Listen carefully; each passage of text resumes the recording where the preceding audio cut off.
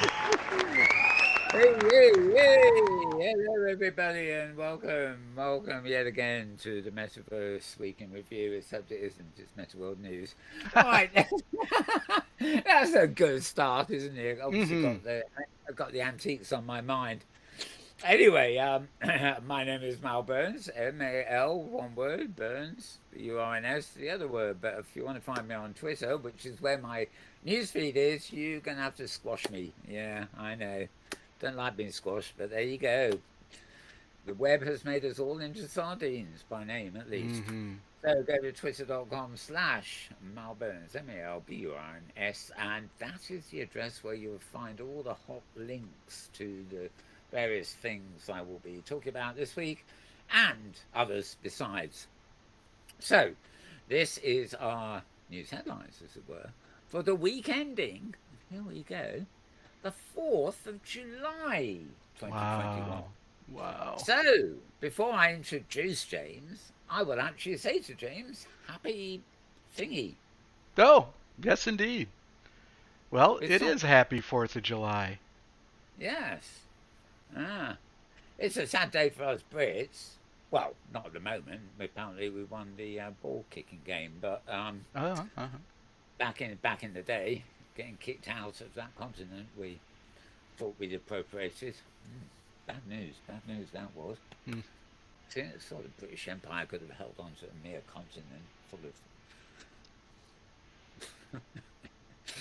Was it all Yeah, Mad George? Was it all Mad George that made it happen? yes, yes, there were Yeah. all sorts of immigrants in there by then. Right, right. Anyway, old history, but happy 4th of July in America. So now I will actually introduce the person I was talking about. It is none other than James Outloud, who is busy, as always, fiddling with knobs while we're on air. Yes. Little knobs that do things like put my face on screen and then put my desktop on screen and then put another angle on screen and all that sort of stuff. Little And virtual knobs. Yeah, yeah. yeah, and of course tempering with the audio a little bit, checking all that's okay. So all very technical. But Well, of thanks, course, Mel. Well, and because of the holiday, can I mention my outfit? I was about to introduce your outfit too, but Ah, you beat me okay. to it. Okay, you beat me to it. Yeah, Okay. so along with James comes the weekly guest outfit. Yeah. And it is an appropriate one this week, isn't it? Yeah, well, I'm gonna try some camera gymnastics here, and see if because this week Oh, yes. the outfit includes pants. So let's see. Yeah, that's working. All right. So there you go. Yeah. I've got 4th of July holiday pants and shirt, and this is from. Let me put up the designer's URL here. So this is from Neo Zero Store, very Oh, popular. yeah. I mean, a Oh, very yes. prolific designer, and Neo Zero put these up for free. And you know, I'm a big fan of the free clothing Mm. in virtual worlds. So that is great Well, fun. it's 4th of July and it still qualifies as being somewhat at loud. Yeah, it does. No So bling and no animated jumping stuff, but right, nevertheless, very very what? celebratory. Yeah, Celebratory yeah, would be yeah, that. yeah. That is the word I'm looking for. Yeah. And it's not glowing, it's not emissive, but you know, I think that's fine.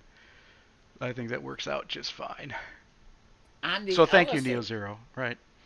yeah, the other thing I noticed this week is you have ditched the face mart for once. Oh yeah, yeah. The face mask is gone. How about that?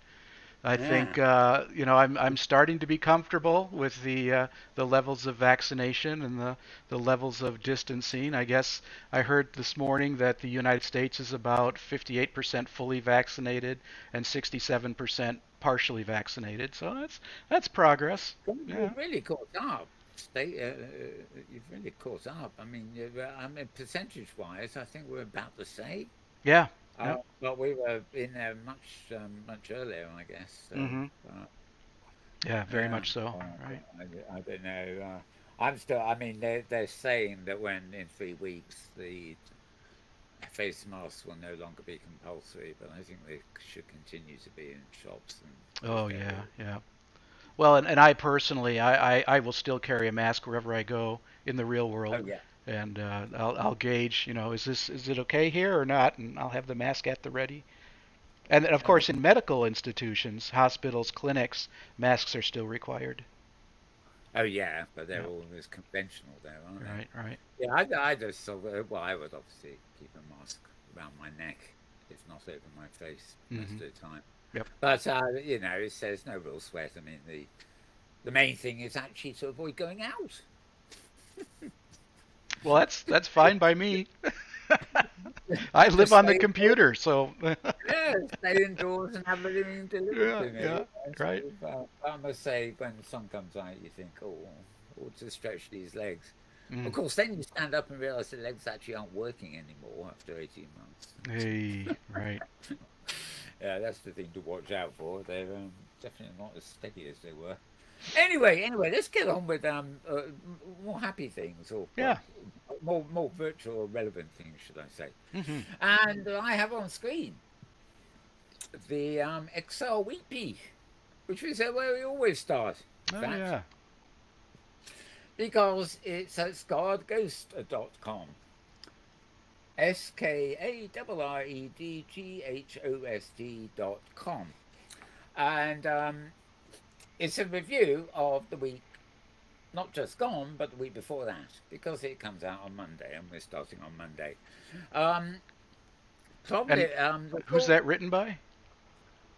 Scarred Ghost, Anthony. I was just I trying for thought, an audio cue. My yeah. apologies. Oh, right, and I was waiting for one. Uh, I must say that was a bit. That didn't come out as well as it normally Oh, does, didn't it? actually. Oh. Yeah, Oh, all yeah, it's a right. bit different, and there's a bit of cackle on your mic. Although it's not, it's fine, but it's not. Don't mess around with it for the Oh, okay. I won't. I won't. while we're on air. It's yeah, just Well. bit odd, bit odd. Oh, Mal, Anyway, it's always something. it's always something. It's Exactly. always That's what I was something. thinking. Yeah. Yep. I've just realised that Anthony there wearing he's wearing what is it, an HTC thingy, I think. Oh, let me Not look quite sure, more but it closely. makes him look. It makes him look like is it the Ant Man or something in the All right, Ant-Man. Yep. Marvel movies where it's Marvel got hero. the ant type face, Mm-hmm. because that's what the big eyes of the well, I don't know. Anyway, yeah, I'm going to go off track here. I watched that other new movie last night. What's it? The Tomorrow. Oh, Tomorrow War with Chris Pratt. That that's the one. Yeah, Yeah. Yep. that was. Have you seen it? No, not yet. It was strange because I think it's about 2.5 hours. It got to a point where I thought it was the end, Mm. sort of conclusion. And then I looked at the clock and hang on, there's 45 minutes yet to go. And suddenly a whole second story opens up. It's almost two Mm. stories joined in the middle. And yeah, the first half was a bit predictable because we've seen disaster and alien invasion movies before, but there was a twist that suddenly came in, about half an hour before the end, and it altered the whole Mm. dynamic. I won't tell you Ah, what it okay. was. So, All right. so yes, it's quite a goodie. The worth staying with for that, I think. Anyway, moving on, moving on. We can talk about that after I've got the proper news out of the way. Yep. Skull Ghost ruminates upon the whole week there. Um, as is his want. I mean, all of us have a very difficult job on our hands at the moment because if we're going to actually adequately report the news and things happening in the virtual world space, it's very hard for us to actually avoid the fastbook and the goddamn Brazuki. Uh, but invariably, something happens every week to bring that particular platform to the fore, albeit temporarily. Anyway, there's a few things about other headsets there. Varjo's and he reviews the new HTC one. He's got another link coming up a bit later in the show from a couple of days back. Oh, okay. Okay. Which, is more review focused, so I'll mention that then. But in the meantime, if you want to refresh on the week before last, as it were, do check out scarghost.com, and you've got that one there. So I'm moving on, and again we are at the beginning of the week here, and this is a site called The Drum. I always thought this was a music site, but I think it's actually a finance site of some sort. AR, the metaverse, so of course they have to use that word, don't they? And why Hmm. marketers need to be thinking about the new spatial web. Well, that's probably the more accurate thing is the spatial web, and I'm sure I'm not happy that marketers are being told it's a big new thing to dive deep into. But there again, maybe they'll bring the money and spur things along a bit. Um, the focus here really starts on AR, but when you start reading it, you realise that this is much about VR too. They The first bit here is about mobile, so of course it's less dominant there. But just generally an interesting post. Quite a lot there. They look back on a whole load of things. Creators driving tomorrow, marketing in the so-called. At least they've got decency to call it the so-called metaverse. Okay. And yep. Just all that there. So this is a site called The Drumcom, TheDrum.com. And I'm moving rapidly on because it's worth noting that's there, but not dwelling on it really. And this next post is at arpost.co, arpost.co, just co, not com. And this is about the virtual world platform Vibella. Mm. Um, and let me see. The AR post is not Vibella, of course. It's an editorial post about Vibella. They're reviewing the platform, and they conducted an in-app interview with Alex Howland, who's the co-founder of Vibella. About 6 weeks ago, a couple of months, something like that, I actually attended a future VR kind of session with Philip Rosedale and Charlie Fisk and a few people in Vibella.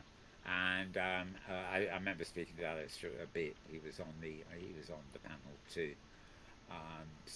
Quite interesting. At least is what is CEOs, shall I say, really, with a fairly broad spectrum viewpoint. Um, which is helpful. There's nothing worse than sort of finding a Joe blog somewhere who's launching his virtual world and he's got such a narrow focus that I think, yeah, sure. Anyway, so the long and short on Vibella here. Um, some pictures from the platform. I think, oh yes, gosh, looks like Tintin. Well, I mean, well, Herrish, the Mm. French illustrator. Um, yeah. I don't think there are actually. Okay, it's just an interview there and a bit of a review of the platform. So very interesting anyway. But there's no actual video on that page. I thought there was. So arpost.co for that one. And moving on again.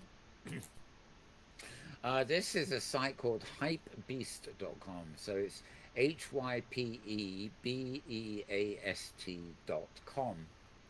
And I I picked this one, well, A, to tweet in the first place, but B, to include in today's, because it sort of made me start thinking, um, of, well, I suppose convergence, if you like, which is always interesting with any new technology. Now, we think of virtual environments and things that like a 3D environment, like it could be anything like an old Second Life one or an exotic mesh environment. And you can think, well, I can put it on a big screen TV and treat it like a window where I'm looking out. But I guess our big screen TVs are still not quite that big. But this is a kind of. It also reminded me of this Copenhagen-based company. I think they work with things like IKEA as well. Uh, they've come up with the idea that maybe some of our future real-life environments will actually, in a simple way, include a VR component, more as a sort of decoration, but also, of course, VR moves. And what you see in the picture here um, is a whole wall, basically, which is like a portal into a virtual reality environment. But then I noticed like the stones and things at the side there. They're almost something they don't belong in the indoor room, although there's quite a lot of them. It's definitely a sort of design style, but they lend themselves to being outdoors, and maybe in the obviously if you look through there you can see little rocks on the ground there in the virtual environment too. So it's taking the similarity of the aesthetic of your real environment, organic environment, and creating a complementary or similar aesthetic in the virtual environment and blending the two together as a kind of attractive habitat, obviously in the real world, because I don't think you can actually walk into that screen, although there may be some kind of controller on that table that allows you to manipulate it. But maybe one day you could walk into the screen. You know, maybe there's some movement controls in the floor, sensing where you walk. But I was just struck by that image. I really liked it, and I thought, um, it's nice to see. It's not really thinking outside the box. It's just putting two pieces of the thing together: interior design and virtual reality, and thinking of ways that they could be together. And we tend to think of, well, we've got our real workplace and we've got all our myriad virtual worlds, and it's all augmenting us, but this is way beyond the idea of putting a headset on or something like that. It's just augmenting your real world environment with a virtual one. And who knows where that could go. At the moment it's simply that photo makes it look like a scenic view, or be very attractive. But if all these windows and walls do sort of can react to your movement um, in the future, then maybe the environment's concern would be nothing like as simple as we see in that photo. Maybe if you actually moved in the organic environment, it will influence your footsteps, or something will influence the view you get of the environment on the walls or the windows. So, the future is wide open, as Tom Petty said in some song or other. Right. But anyway, I just thought it was a good one. So, hypebeast.com, hypebeast.com is where you want to go for that. And it's only a little bit there, but there's a link to a tower of 99 floating islands, which is rather well, you follow and see. But there's links to Pharma, the company doing all this, their website, where you can find out more and stuff.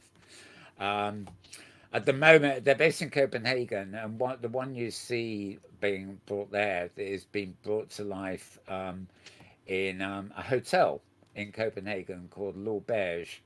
Yeah, they call it then its new digital hotel. So if you check into a room there at the Hotel Auberge, um,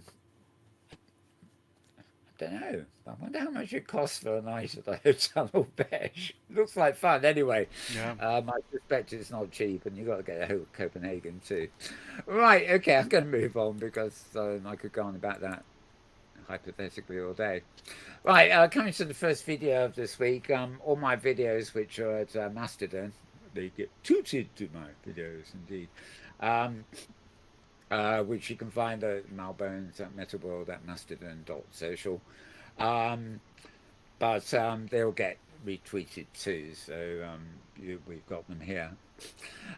This is basically VR chat and a live theatre. And Welcome to Respite basically is the name of a performance, and the performers actually explain their virtual acting, and they do it all on YouTube. Um, I'm trying to not to make a habit of this because it means we have to link into other. Said just now, and have said, it'll be just a small thing. We'll do it really quick. It's simple. It's just a house, and the parents that. Okay, now the interview app is actually the site you wanted at YouTube. This is Upload VR. We will come to them later because, of course, we have the early in the week Upload VR show. But this is a separate interview they did in VR chat with these guys who are doing some live theatre there, and very interesting. Deirdre Lyons and Braden Roy answer questions about their production called The Severance Theory, Welcome to Respite. It was delivered entirely inside VR chat as part of the Tribeca Film Festival. and they basically explain all about it there. So you can check Upload VR account at YouTube. Although if you're following my tweets, then it will just take you to my Bastardon page, and you can play it from there as well. Moving on, moving on. There are more videos coming later. Sooner rather than later, actually. Okay, this is a site called Fool.com. I always thought it was The Fool or The Motley Fool, but it's actually Fool.com, Fool.com. Fairly easy to remember and probably easy word to remember too. I have one. This is a point we've been talking about it a lot. Says how Facebook is quietly preparing to dominate virtual reality, and the first thing I have to do is disagree with that headline. The word quietly is not appropriate. Right, I was going to say the same. How Facebook is noisily preparing. Right. It's more making too much noise. Obviously preparing. Blatantly preparing. Right? Blatantly preparing. Sort of, yeah. Launching its war. VR gaming accounts for less than 1% of the gaming market, but Facebook is going all in. What does Zuckerberg know that we don't? Well, one track mind, I think. Money, money, money, data, data, data. There's probably not much more than that. They reckon 20% of Facebook's employees are working exclusively on virtual reality and augmented reality. It's a very large chunk of their workforce on this pursuit. Even though a lot of people are beginning to wonder, if it's far, any real public acceptance is a lot further down the road, especially as it's becoming more and more fragmented with the competition. Yeah, but there's another link coming later where the Unity CEO also comments that he thinks it will be mainstream by the year 2030. But other people are saying no, that's 9 years away, but it's still, that is still not very long in real time, although admittedly 9 years is the time limit we put on sorting the planet out. Come to think of it, I don't know where we'll make that in 9 years, let alone mainstream VR. But maybe the two will go hand in hand. We'll realise that we can't go out anymore, and everybody will have to have a headset and be in it on for a compulsory 12 hours a day. How would that sound? They'll have to satisfy their physical desires with NFTs. How about that? Yeah, I know. Well, wouldn't VR actually could be a really useful tool for any aspiring fascist. I'm talking of I thought you were going to say fashionista, but fascist. No, okay. Fascist. Fascist, I say, because if you want to lock people into cubicles and control them at everything they do, whatever, trapping them in VR, it's a sort of, present it as entertainment, but then it's the old. That's dark. That's dark, Mel. Yeah, it's dark, but there's a dark side to every future. Yeah. Well, I'm a Star Trek person, so I'm hopeful about the future. Yeah, well, I'm hopeful about it too. And it moves so fast these days, but you just never know. I mean, I look back on aspirational things and ideologies and stuff and think, what the fuck happened? But the benefit of hindsight, I guess. Anyway, this is talking about the God Emperor and his pursuits and everything like that. But it does, of course, ask the question at the top there. Although, as I say, quietly. Like if it's a web page, I can't delete it. Sometimes, sometimes you think, you're on a web page and you highlight something, you plan to delete it and think, damn, this is not a word processor. It's like doing camera. It's like watching a video of a virtual world and forgetting it's a video and trying to use your mouse to camera around. It's just one of those things. So I shall be silly, which is appropriate because we are, of course, at a site called FOOL.com. So I think that's fair game. I'm entitled to fool around because I'm at Fool.com. Let's move on. Fair enough. Fair enough. Let's move on before I get really silly. Okay, back to my Mastodon feed here. Okay, oh, this is interesting. Somebody's been using an in Lava Virtual, which is another virtual platform, for a year. Um, uh, a series of videos came out recently. They're almost all in French, but this one actually is in English. And her name is Geraldine. I'll tell you what, I'm going to go to YouTube again so I can give you the account. So we since Laval, and we're very glad we were able to speak about that, but because we had so many institutions and people. I love French voices sometimes. Right, Lava Virtual is the name of the account here. So if you're going straight to YouTube, you need to look LAVALVIRTUAL. Now, this particular one, Geraldine Peneguri, she's French, but it's all in English, so it's easy to understand. And let me see. Okay, that's Lava Virtual Europe Exhibition Conferences and Awards. So this happens. Oh, hang on. Oh, actually, it does. The main exhibition doesn't really start till this coming week, by the look of it. But they've got a whole load of bits up already. These are some of the other videos 4 days ago, 2 days ago. But as you can see, even the titles, by and large, are in French. But there are a few there. I think there are a couple of other ones that are in English. That's the one I linked to. Can't really say. I'll leave you to browse that anyway. But the site you want at YouTube is Laval Virtual, and they are. It's a European conference basically, and they're based in. Well, actually, Laval. I think Laval is a sort of small place in a greater place called Mayenne in France.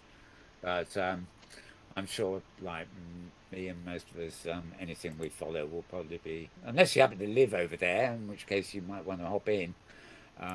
We'll just be following posts in English. Aussie Web. So let me put that one away now. And move to the next one. And we're back. Well, we haven't had many from this site very recently, but this is virtualrealityreporter.com. So it's virtualrealityreporter.com. One of those sites that makes me regret getting into the habit of trying to read them out. too long by half. Okay. So Unity is the authoring software, which along with Unreal Engine is used for authoring a lot of virtual environments and even beyond. But their CEO, reading here, predicts that AR and VR headsets will be as common as game consoles in the next 10 years. I don't quite know what to make of this. I think I'm beginning to think that these people who think VR, like the God Emperor himself, think it's just around the corner, may well be overstretching themselves. But he does qualify this as popular as game consoles. And game consoles, I mean, are very big these days. Rock and roll tour buses have them in them. Hotels have them in them. They're not the minority interesting they used to be, but nevertheless, it's been understood from the beginning that hardcore gamers have actually taken up headsets. But they cost a bit, and you have to be really into gaming really to want them. The secondary market has oddly enough been the enterprise, where atomic scientists want to zoom into molecules and things like that, can do it far more effectively in a virtual simulation. So, but the idea of people having virtual reality in the living rooms, especially if it's the kind of living room, the traditional living room where there's multiple people in at once. At once, you know, I don't really know that would take off. It's a bit like 3D television. You know, you didn't have to wear goggles, but you know, they have those funny glass things. But after novelty wear off, nobody wanted them, and you know, they were 2 a penny plastic glasses, you know, and even those didn't take off. I mean, the fact is that virtuality is in many ways, um, even on a 2D screen, a fairly solitary enterprise because you get immersed in what's in front of you and it takes all your attention. The more cues there are, audio, visual, and everything else, the more immersed you become. And of course, when you're wearing a headset, you're blocking out any external sound and vision. And if you strap on all the add-ons we got now for smell and taste, you can actually effectively cut yourself off from the real world. You might get a bit of a shock when your house catches fire or something and you think, oh, it's getting hot on this beach, isn't it? And then you suddenly realize you're not on a beach, you're in a bonfire. But, you know, there are some unfortunate sides to this too, but you get the idea. I don't think, you know, it is a solitary occupation and only people who would, you know, it's going to take a particular type of person who's going to want to be in VR, especially in the headset VR, a good deal of the time to want to actually invest in the hardware. Obviously, when it gets lighter weight and it can be like a folding pair of sunglasses that you can put in a pouch and take on a train with you and just, you know, plug them into your phone and put them on and, you know, have entertainment on the fly. You know, then maybe a format like that would be work. But in reality, most people would be going to the big screen, you know, idea of putting the glasses on to watch a surround movie, you know, a bit like what's it called, the you know, the big new oh God, IMAX. You know, the idea you've got vertical seats and you're so in front of the film that if you look a bit to the right and the left, all you see is a bit more of the screen. You know, it tends to immerse you. And a lot of people have been strapping on VR headsets because we haven't really got the glasses at the moment. I'm not sure I But understand. goodbye, Siri. Um, I believe I know it's now my watch playing out. Good grief! No, go away. You need more little voices in your head. Goodbye, Siri. Okay, she's gone. Sorry about that. I've been interrupted by all my. It's I'm usually. sorry. And you're sorry. Oh God, she's sorry that I'm telling her to go away. Creatures these are. I've got my madam, you know, I've got the Amazon one, whose name dare not be spoken. Then I've got the one from the um, you know, the G one. Oh gee. And then thank God we finally got rid of Microsoft's I can't remember her name Cortana. now. Yeah, that's it, Cortana, yeah. Apparently you will still be able to download her, but only if you really want to, when the new Windows arrives. Don't forget And your then Facebook portal. That listens oh too. yeah.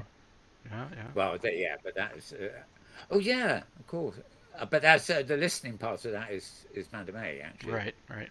So I've disabled it because otherwise I've got so many. Madame A, for those of you who don't know what I'm talking about, it's the Amazon's assistant thing. You know, it used to be in the Echo speaker, but she is now included in, you know, TV sets and Facebook's portal and everything else. And the problem is when you've got she's in everything. You know, she is meant to respond to the nearest voice. In other words, if you're sitting by the smart speaker, that's the one that should respond. If you're nearer the television, that's the one that should respond. But of course, it doesn't work like that. They all go off at once. And I did discover I reconnected the portal at some point recently, and one of those alerts I heard in the background coming from Madame A wasn't actually from Madame A, my normal one. It was from Madame A in the portal. So go figure. Okay, I'm going to move on that. I thought James was going to contribute to that No, conversation. no, But I'm just curious. Who gets the data? Does Amazon get the data from Portal, or does Facebook get the data? Do they share it? I'm just I'm just inquiring minds want to know. that's just curious. I think actually, I think Amazon technically gets the data on the Madame A side, but they undoubtedly, I'm quite sure Facebook gets a share of the info if they need it. Um, but they've got the portal's now got Zoom and a few other things on it that they obviously intend to develop a kind of app store for it. So you can call people with Messenger, or you can call them with Zoom. I heard Skype was meant to be on it, but I haven't seen any signs of it over here yet. So um, uh, who No, knows? I haven't The seen it only here thing that either. yeah, the only thing that won't end up on it for sure is FaceTime.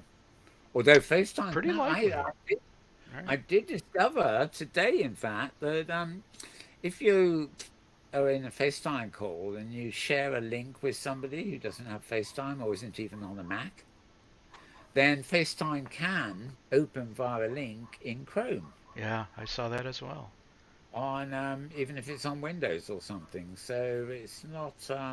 It sounds like they're going to try and open that up a little bit. We'll see. Anyway, We'll see. Yep. right.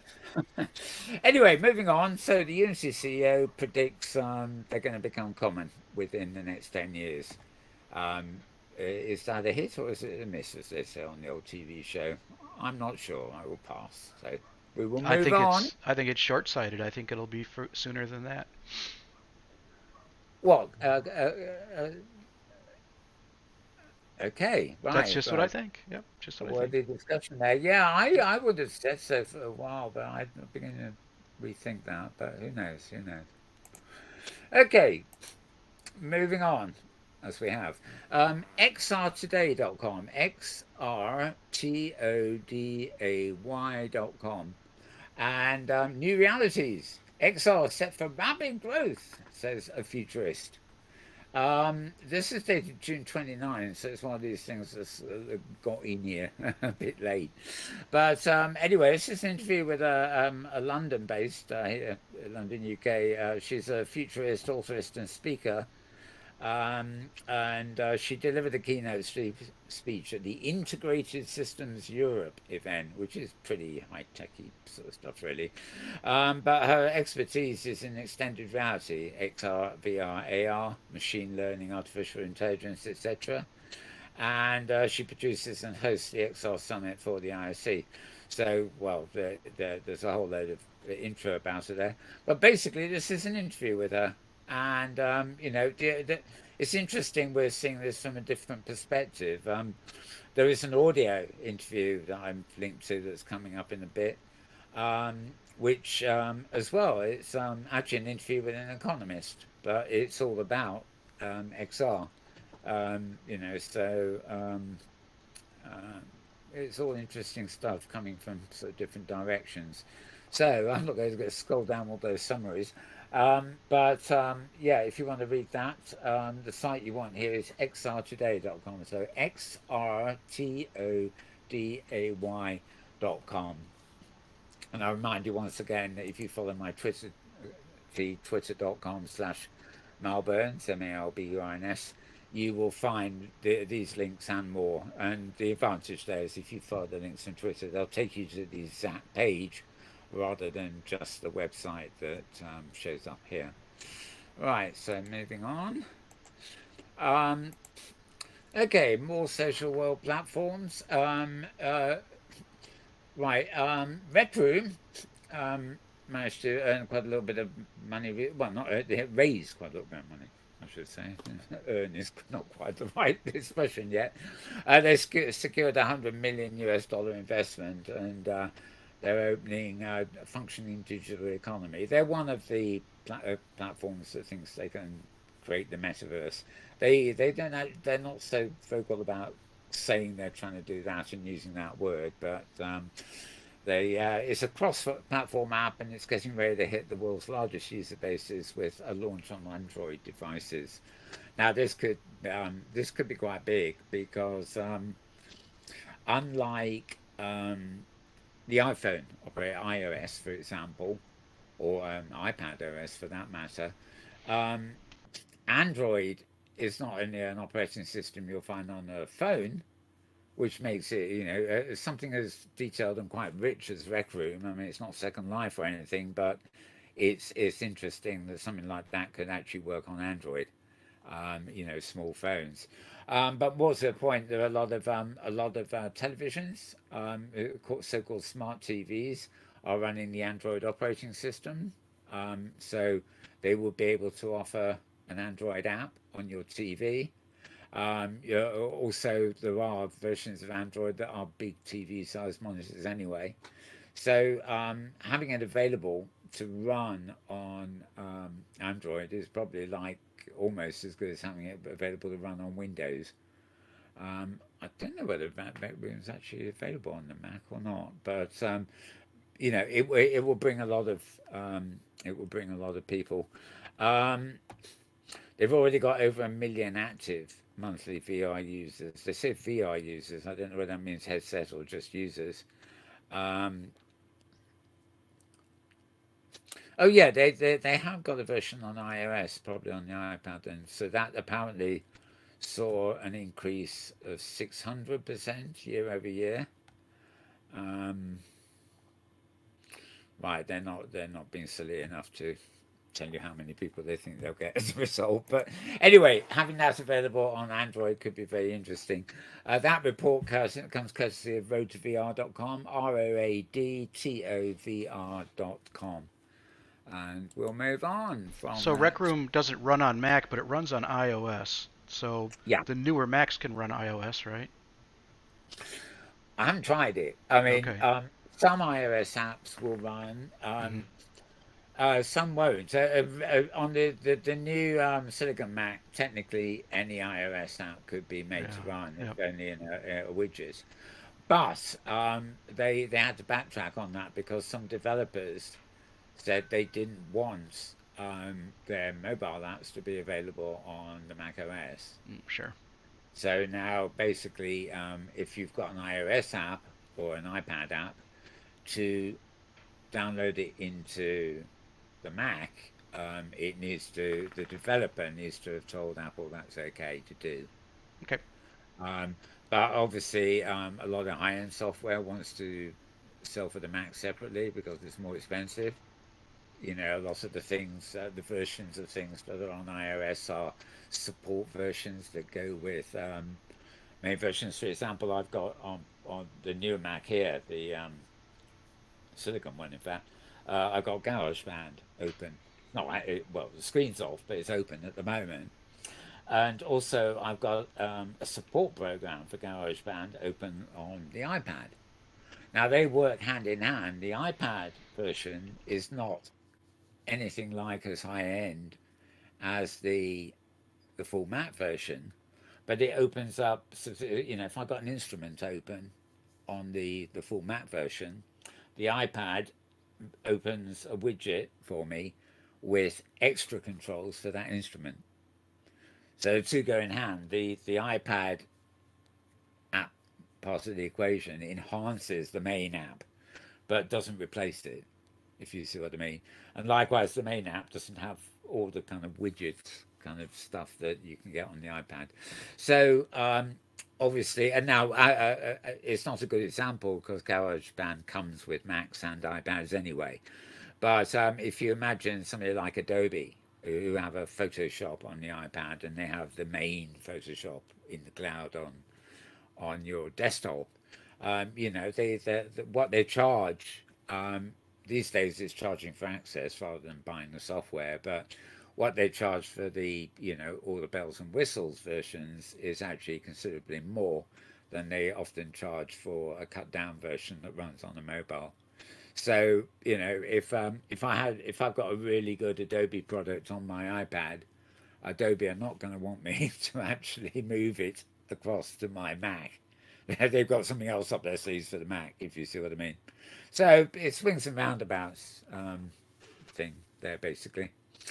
But yes, as you say, Rec Room here is available, has been available for a couple of years, I think, on the iPad. Um, I'd actually have to go to it and try it outside. I think I've got it on an iPad, but I would have to go to Apple and try to download it onto the Mac to find out whether that's actually is possible. What James is suggesting there. So yeah, the Android version is actually out. Yeah, you can. There's a link here, however, where you can pre-register to get it as soon as it is actually available. Right, moving on, moving on. Back to a few videos here. In fact, I'm not going to really click through to them. Um, okay, oh, I'm going to have to. Right, this is season 2, episode 1 of a new show called, well, not a new show, but an old show called Being Virtual. And season 1 has Charlie Fink. This is not one of Charlie's shows. This is one where he's Hey everybody, so just some quick visible interface and everything else. This is filmed and to a certain extent a bit of promo for a platform called Room Key. And if you want to find their account on YouTube, simply Room Key, as you can see there. Being Virtual is a show they're filming in there. But I remember seeing a couple of earlier ones. It's presentable. If they had a way of actually killing those horrible tags over the head of, you know, but at least it helps you know who's speaking. Look on the bright side, he says. Yeah, in some of these virtual worlds where avatars look very samey, it's often a bit difficult on camera to tell who's actually talking. So maybe the name tags help, but to me, it just feels it's not as immersive to me. Anyway, I'm not going to nitpick there. As I said, if you go to YouTube, the account you want there is Roomkey, or if you simply go follow the link on my Twitter, you'll get to an embedded version. You can play from there. Right, so removing that one and moving straight on to the second of 3. This actually is one of our favorites, is it not, James? This is the early edition, the early week edition of VR Download. They're talking about Quest, Adobe VR Modeler, VR Chats, getting $80 million and various other stuff too. You actually, the site you want on YouTube, as we saw earlier, is actually Upload VR. The show is called VR Download. Or you can follow the link via Twitter and play it directly from here, or follow the YouTube link underneath it. Right. They didn't have their technical fellow, Heaney, there, and it really made a difference. I think it's good having your tech support team on hand when you're doing a show. You mean it made a difference that he wasn't there? Yeah, yeah. Because they'd say, "Oh, I'd like to show you this on the screen, but I don't know how to operate it." Yeah. Well, that's I've long since learned that you do not just go on your computer and launch YouTube and do a live show. Try and do both, right? And try and do all hands on deck yourself. It Yep. doesn't work that way. I mean, we did this show with just 2 of us, and it really isn't enough to do Right. Yeah. the kind of job it would be nice to be able to do. Yeah. So anyway, it's a good listen. Yeah, and they had a good discussion this week about exactly about those virtual performances, about just what you had the special interview for later in the week, about going in world and having virtual actors, and they had a lot of great things to say about that, and I've enjoyed that too. For me, the Under Presents is one I've been to. Their the Shakespeare one, they do the Tempest. Right. Yep. Very fun. Right. Did I have that up earlier? The interview they did, was that before or after this? I think it was after this in the week. So this was the Monday show. Yeah. Yep. Maybe I've got it coming up shortly. I thought I thought we'd already. Oh, you just showed us that. Oh, earlier. Oh, right, at the same time. Yeah, right. Of course I did. Yep. Yeah, I've deleted that entry, so I'm on my next entry and getting confused. Okay, this is the one I'm on now. Yep. Right. This is again at AWE Augmented Reality Expo accounts on YouTube, and this is another one of their Florence nights. Amongst the and it speaks to well, right, where's the big screen? There we are. Our friend Scar Ghost. Cecilia, hello, Anne, and thanks for having joined us in the. He's on every one. I think they hold them once a month actually, but yeah, they're building the future of extended reality together is the subtitle of that, and it's all night. Um, I can't resist. I just different want faces that I I have just not want to seen do this to make in sure a you very get long the time. account right. Right, there you are. AWE space augmented world expo is the account name you want there on YouTube. And back to regular links for a second. Right, this is a site called tickernews.co. That's TICKERNEWS.co. Experts say the future of the internet is in augmented and virtual reality. Here we are. That's a good picture on this one. This is the future of the internet. Yes, it is.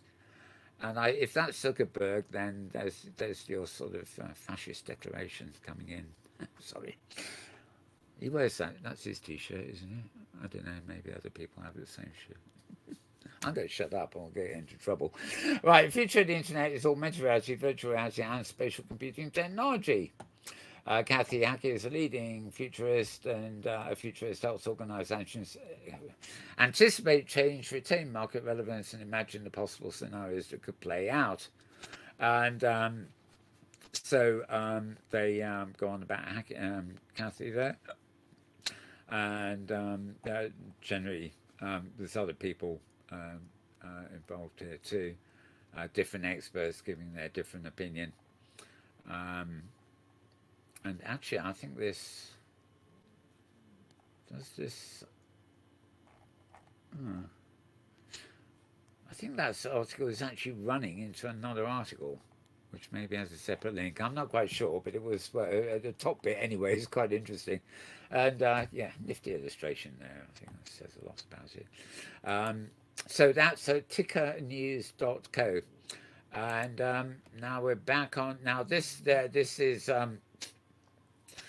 I mentioned this last week, but the video wasn't up. But this is a must watch, basically. This is. I'm going to go through. I don't think it's. Jump into the theme, which is. Yeah, it's Sine Wave Entertainment. YouTube. SINE space wave space entertainment. Not to be confused with the fact that they also have YouTube accounts for both Break Room and Break Room Tech. So there are actually 3 different accounts. But this is on the main Sine Wave Entertainment page. And this actually happened literally about 9 days ago. It's not the Thursday just gone by, but the one before that. And Adam Frisby and Philip Rosedale were talking in the version of Science Space that, oddly enough, you can get there in Science Space because it's a secret location. To get there, you actually had to follow the link, and the link took you to the version that was actually on the web in Chrome, and it worked just as well as any dedicated, virtual world viewer I have seen. There's me. The rabbit is Adam Frisby. The white suit is always is Hamlet Orr, and you will probably recognise Philip Rosedale for looking like he used to look back in the beginning days of Second Life. The other thing, and this probably impressed James, I would hope too. Into the theme, which is shared dreams. Okay, is the where many of us do, and I don't. Although this is just on the web. As well. The camera work on this video is superb. No interface showing, nothing. The camera's moving around smoothly. I'm trying to get Adam to tell me who did the filming because I don't know. I think 2 people were filming separately, but this is the one that's actually come up. It's been edited, so you miss about 20 minutes of like mixed chat at the beginning and a bit more at the end. So you just get the 15 minutes of Hamlet interviewing Philip and Adam. Although Rowan, who's the CEO of Sciencebase, does actually do some talking near at the end. But it's very well We have a solid recorded. idea what it means. In my own thinking, I would say that the metaverse is, or one way of putting it, maybe, or a more recent way of thinking about it that I've been seeing it as lately, is the metaverse could be thought of as the digital space between us. There's a wonderful book on architecture, I think, by the same name, The Space Between Us. And I think that what we're really trying to get to with the metaverse is, as Adam says, a largely creative space that consists of our shared agreement on the space in between us.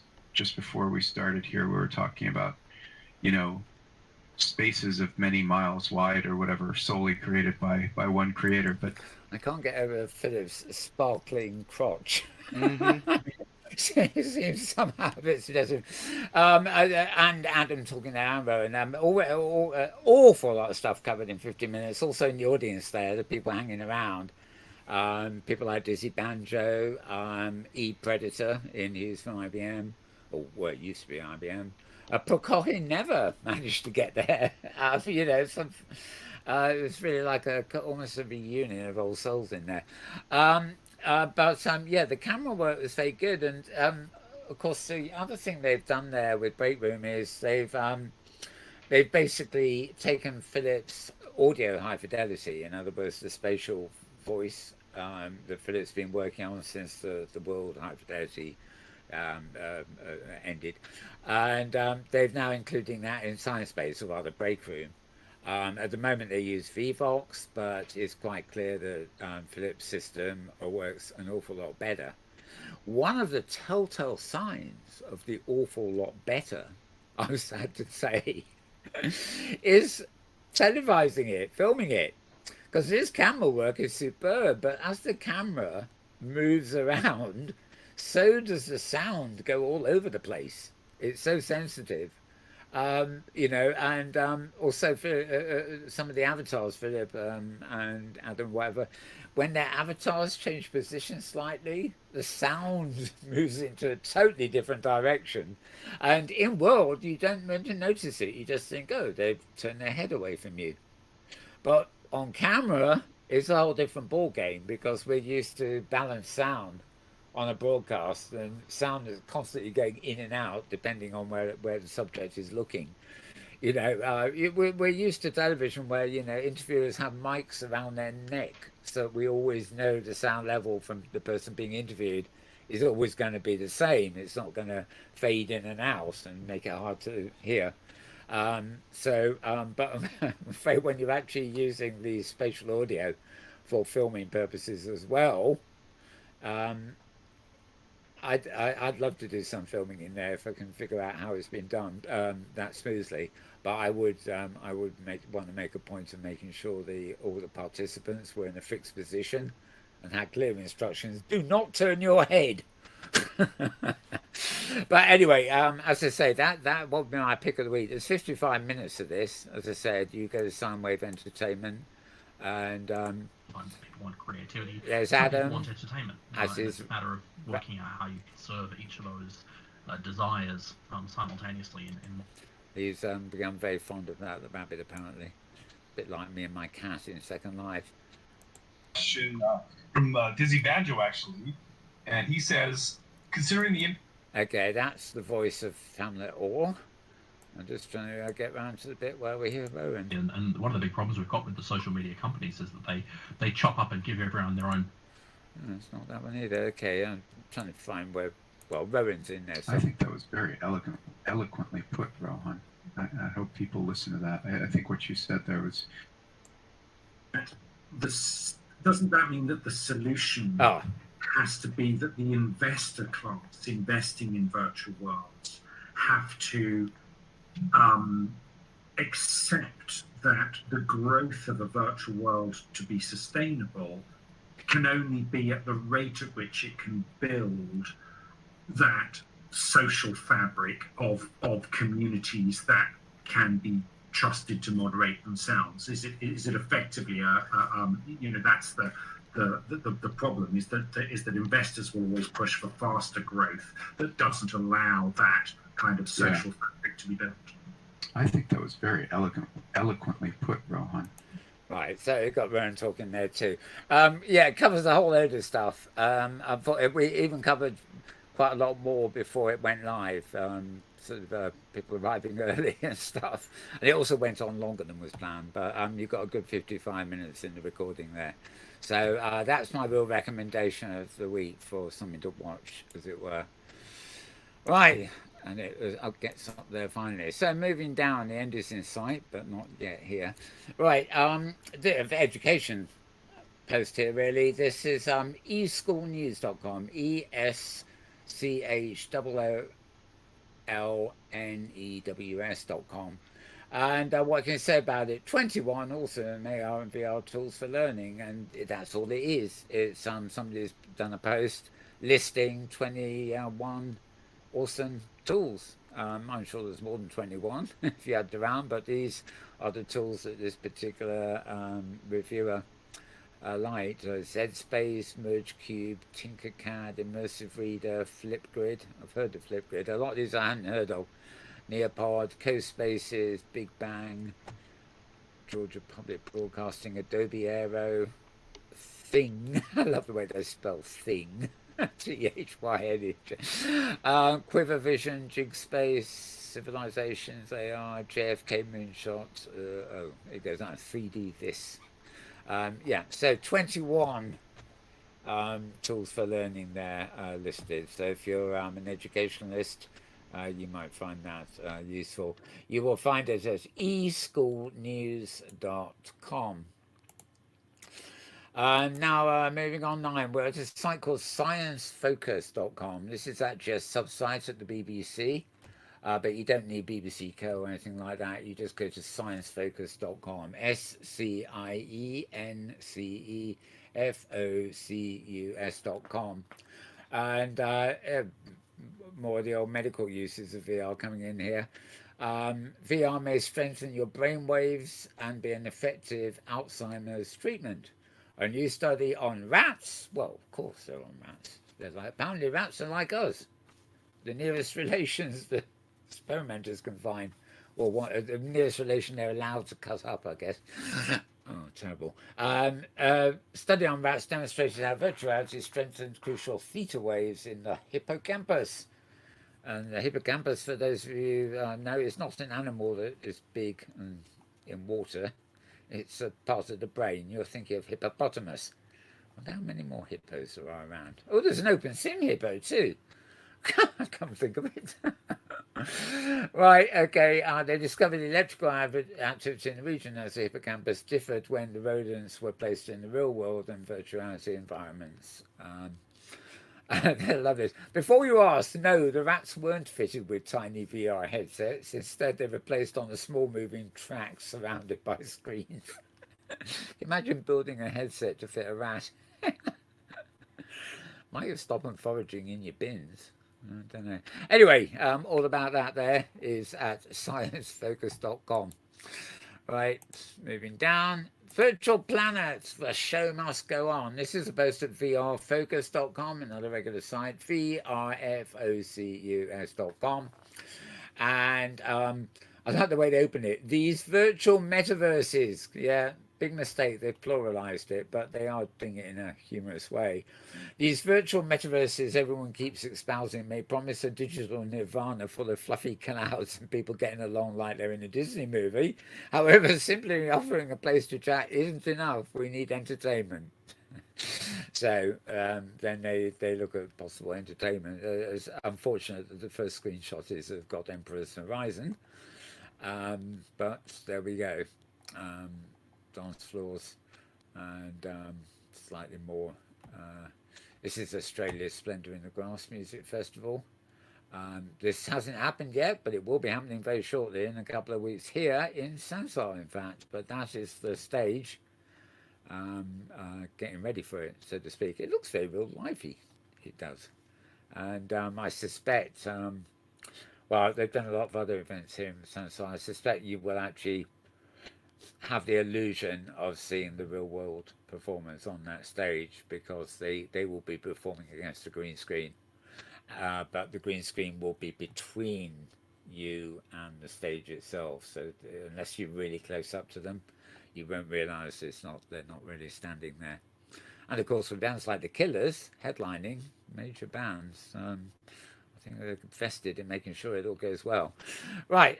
So anyway, that I was on a sideline. Get the creative juices flowing. They talk a bit about Rec Room, Roblox, VR chat, and the Horizon thing, of course.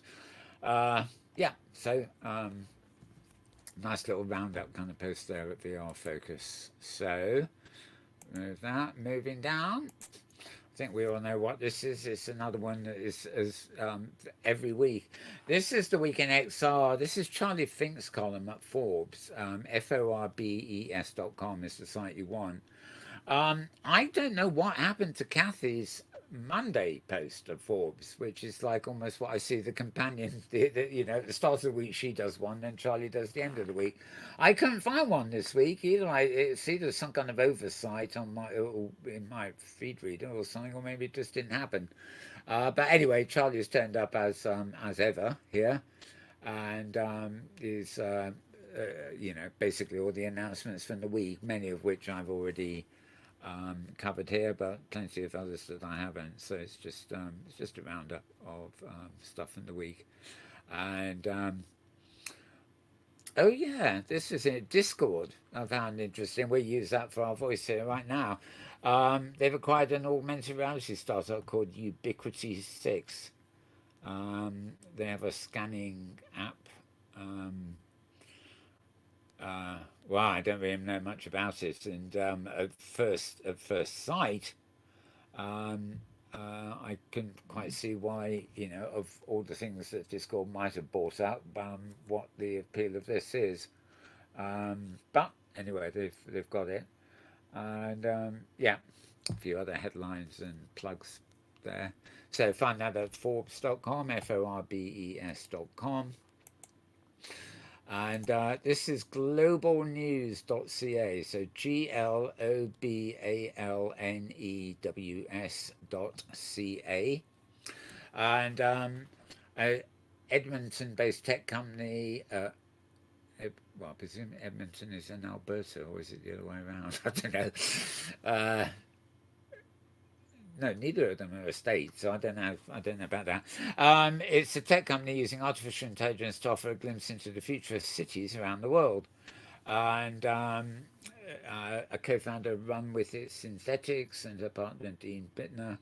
The technology helps people understand very complex future outcomes. It's a bit like a computer game SimCity, but backed with artificial intelligence, but for real, she explained. It's about being able to create the data people need today to make the most optimal decision. And then that actually is an ad. Yeah. And well, it talks about the company starting in Silicon Valley and everything else. And yeah, basically, well, I can't summarize that all very quickly, but basically the idea is SimCity, but I mean, you can think of other virtual world games too. Modeling cities. SimCity were a precursor to things like Second Life, where you actually model cities, you built houses, roads, and you focused on, you know, the logistics, I suppose is the word. And this is the real life equivalent, you know, that you could quite literally go and build a city virtually. But using artificial intelligence, you can include all the elements that are needed, you know, before maybe it's a new city that hasn't even been built yet, if you see what I mean. There've been plenty of individual buildings and complexes that have been rendered virtually long before they're ever built. architects can go and check them all out in the virtual construction before they go ahead with the real thing. Anyway, so a bit of information there. Globalnews.ca for that one. Now the other thing I mentioned, okay, I don't think I've got it here for some reason.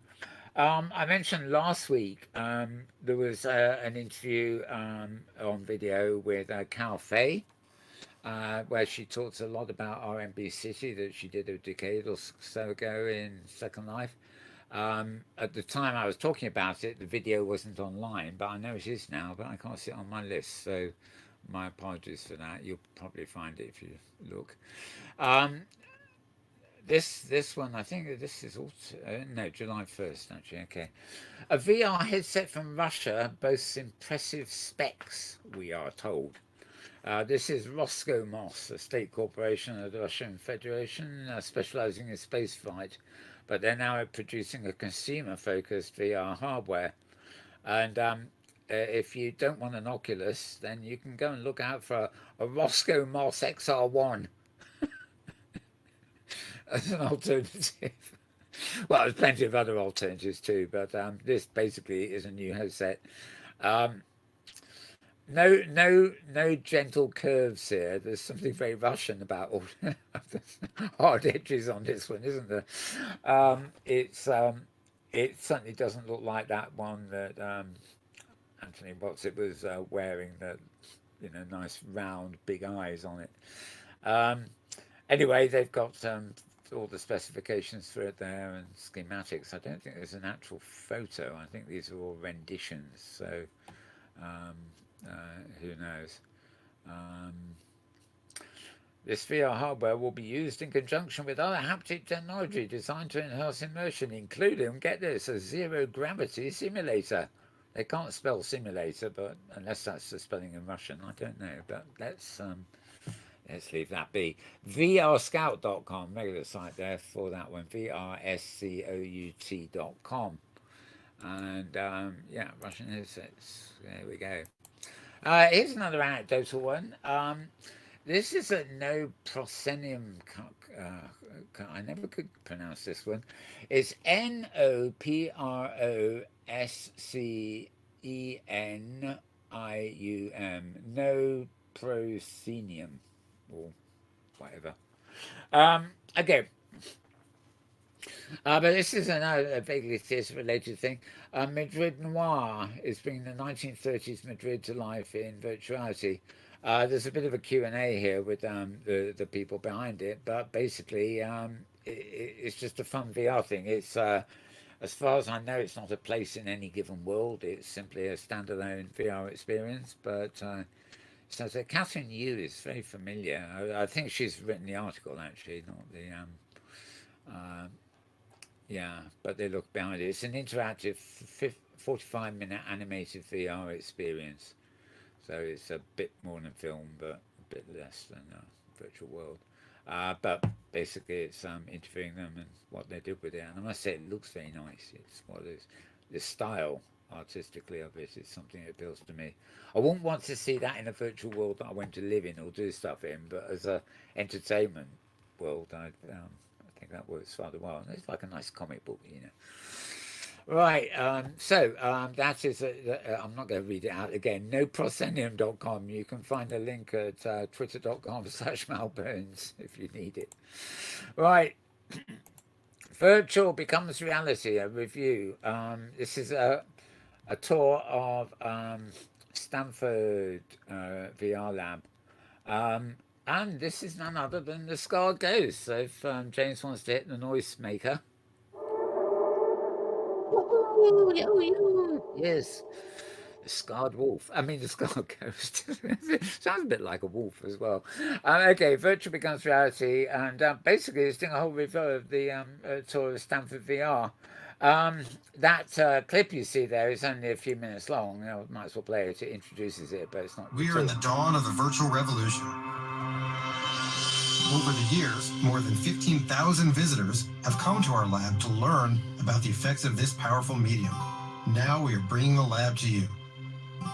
Welcome to the Virtual Human Interaction Lab. It is here that you'll begin your journey. So as you can see, that was just a brief trailer. Right, the tour used to run in person for 24 people, turning up at the lab there, but now sort of taking it on the road. And according to Upload VR, even the God Emperor Zuki took the tour before deciding to buy the Oculus. That's going back a bit, isn't it? Anyway, it's as you expect from the Skull Ghost, masses of reading here, personal impressions, quotes, etc. The good, the bad, and the ugly, as he says. But he certainly goes into it in some depth there. So yeah, good review, and a link to Steam Power Store or something where you can actually get the thing. Right, moving on. Yes, scarredghost.com. SKARREDGHOST.com. Right, move that. 3 items to go here by the look of it. Okay, Virtuality Reporter again here. So it's Virtual Reality Reporter. 3 words squashed into one.com. And Shockworks, no C in Shockworks there, bit oddity. And Immersity. Where did they get these names, I wonder? They partnered up to produce an educational experience in VR, interestingly. They're a company based in Wales, which, for those of you who don't know, is a little chunk of land on the west sort of bit of Britain here, separate from England, with a very different government, oddly enough, at the moment. And they've joined up with a Shockworks, a company based in Dallas in the USA, so basically a pretty international collaboration here. They use VR to educate future law enforcement officers and aeronautical engineers in the UK here by utilising an affordable virtual reality solution that produces immersive training opportunities for a wide range of industries. And they're also working with the University of New South Wales, which of course is Australia, so it's definitely a multinational enterprise. And yeah, at the moment they're focusing on scene of crime type things. And oh god, lots of other news at the bottom of that article. Okay, so as I say, you find that Virtual Reality Reporter, 3 words squashed into one.com. Okay, last but one. I mentioned this one earlier. This is actually an audio at SoundCloud. It's AI in Business podcast, and it's at soundcloud.com. Can't tell. Yeah, you'd have to link through my Twitter feed to find the right one. Although actually, if you go to soundcloud.com, SOUNDCLOUD, and then look up the AI in Business podcast, right? And anyway, this is interesting. Bronwyn Williams is a partner of Flux Trends, foresight and advisory firm based in South Africa. And she's co-author of The Future Starts Now, which was published in April. She shares her perspective on strong artificial intelligence might impact society, and particularly discusses about Africa. But basically, it's economic impact in a future of digital and virtual immersion. So I think it's about an hour long.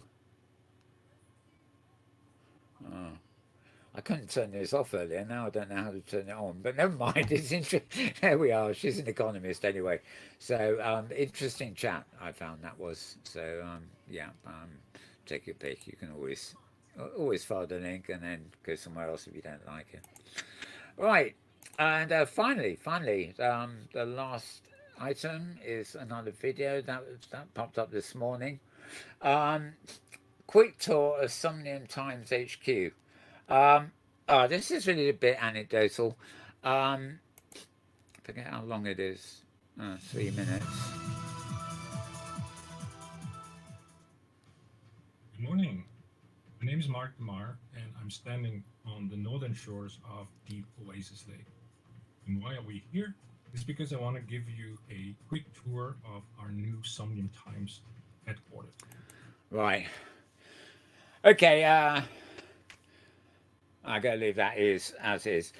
Somnium Times is kind of a news organisation they've set up about me, so I suppose it's a bit like having a, Second Life Inquirer and Second Life, except this is in Somnium space. So what they've done there is they've just provided a little tour of the HQ they have built for Somnium Times inside the platform Somnium space.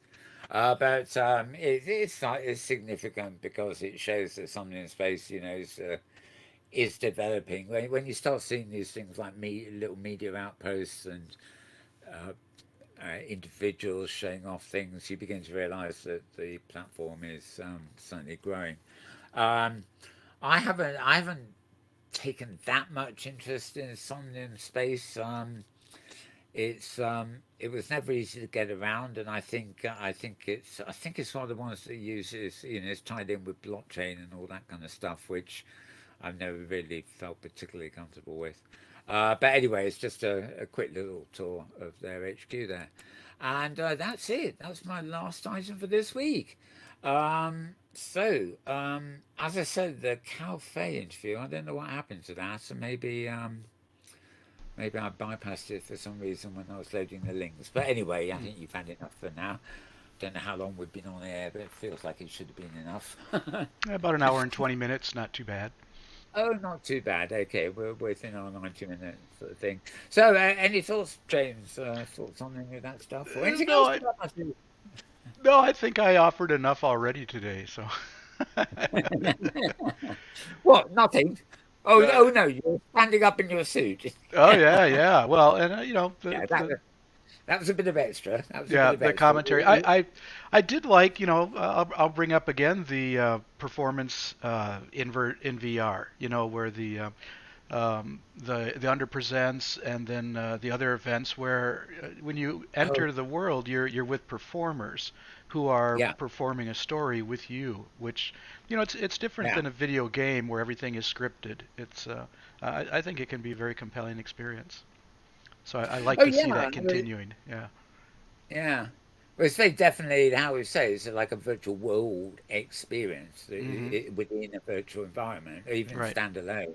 Yep. It isn't. It's collaboration is always one of the big things, and I mean, as well as communication with virtual worlds, and collaboration doesn't mean you're authoring the play with them, but just partaking in it as where what script there is designed to work with the audience. I mean, things like that have even been done in Second Life years ago, and it's down to the I don't know, the aesthetics and the reliability of the platforms, whether you can do a really good job and whether it's I remember in Second Life there have been particular shows which have had like a residency for a couple of weeks, and you have to get tickets in advance because they don't want lag, so they limit the number of people in the audience. And in fact, the last time, although it wasn't fully interactive, who was it? They did a sort of theatrical thing in Second Life of I can't remember what the dancing's called. It's a sort of never mind. But it was a whole story, and they used all the sides of the venue to be different sets, and you were plonked in the sort of middle of it, and at points you were required, to turn that way and that way, and sort of, you couldn't just sit there and watch, basically it moved around you, but it wasn't. Other than that, it wasn't particularly collaborative. Milton's what's it? Paradise Lost. Paradise Lost, yes. Okay. And we went there. I remember we bought tickets and had to wait, but went there, and I actually got hold of a film of it afterwards, which they put up for well filmed actually. It was I actually took it in more watching the film of it, the machinima, than actually being there, because being there you had to be a bit on the ball, whereas what to catch up with what was going on. And even with the restrictions on numbers, there was a bit of resing lag and stuff like that. And the film version, I presume they filmed without an audience at all, so they managed to overcome all that sort of stuff. But I'll drop the film on you if you want. Yeah, sure. It's about an hour long, but it's a good, quite a long while ago now, maybe 2 or 3 years. Oh, actually, even more. It must be, it could be 4 years ago or something. But I remember that was a very good example of the first. It's probably the first theatrical thing I had seen. Performed like Real Theatre in Second Life, which of course is an old platform now, really. But done in a way that wasn't just straightforward on the stage. It made use of all the, not so much the collaborative side of things, but about the actual 3D environment itself. A bit like, I've often thought of theatre in the round. Could you put a limited number of people in a podium in the middle of a theatre and use the whole circumference as a stage? And could you move the people watching around so that they're turning the way where the action is at the moment? Or do you do it the other way around, where the audience is in the surround, but the stage is on the podium, which of course doesn't really allow for upright scenery or stuff. But the exact way you approach it, makes a big difference to the production itself. And of course, in a traditional theatre, you've got the seats and the stage, and that's it. And you do get theatres in the round where the audience are looking at a central stage without, just rudimentary scenery props rather than scenery. But the inverse of that can really only be done virtually, where you've got the audience in the middle and you've got a complete panorama of a stage around them, and you can either move the stage or move the podium where the audience is seating, or you can elevate them. Well, one of the best things, it wasn't theatre, but Grace McDonough, who's that's her name, avatar name in Second Life, many years ago, was partly involved with it. She did this thing called music immersion, and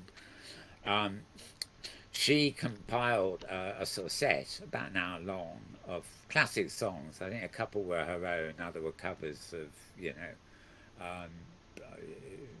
well-known folky rocky songs.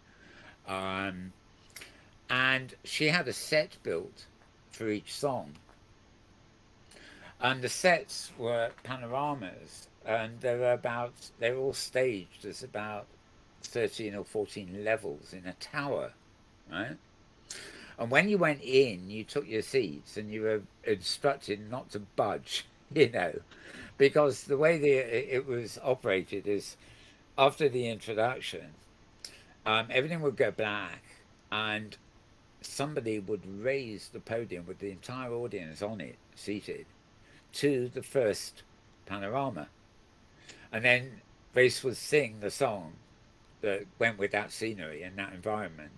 And then when that finished, instead of moving straight into the next track, it would go black and you wouldn't see it happening, but you would be then moved to the next level. And suddenly there'll be a whole new scene for the next song. And of course the scenes were based on either the lyrics or the topics of the songs. It was excellent. And it went on for a couple of weeks, and then it was so popular that she did it all over again with slightly different songs, I think. But that was a long while ago now. But it's another example of something I really remember as a landmark. Not quite theatrical, more of a musical experience, but done very theatrically, if you see what I mean. Mm-hmm. Anyway, got the rabbit hole. We're probably over the 90 minutes now. Okay, well, assuming that's it from both of us, I will say goodbye from both of us, or rather, I will actually say it's goodbye from him, you. And I will, in kind, say it's goodbye from him, you. So it's goodbye from both of us, basically. That was simple, wasn't it? Mm-hmm. We too is one, but we too is also XR, AR, MR, VR, you name it. We are. We are. Well, yeah, we're sadly. You name it. We are. Yeah, we are. We are AR. We are VR. We are XR. We are MR. We are something else. Or we're assholes. Sorry. That was new. That was new. Yeah. We've got to have something new, haven't we? Anyway, it's July the 4th, so what the hell? Okay. Hope you have a good week, everybody. We will see you same time, same place next week. Hope you've got something out of the show.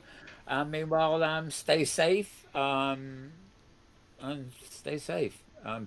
Also, depending on where you are, don't boil, or elsewhere, don't freeze. And certainly don't go out and catch that other thing that's been bugging us for a couple of years. Just stay safe, everybody. And that's it for now. Bye.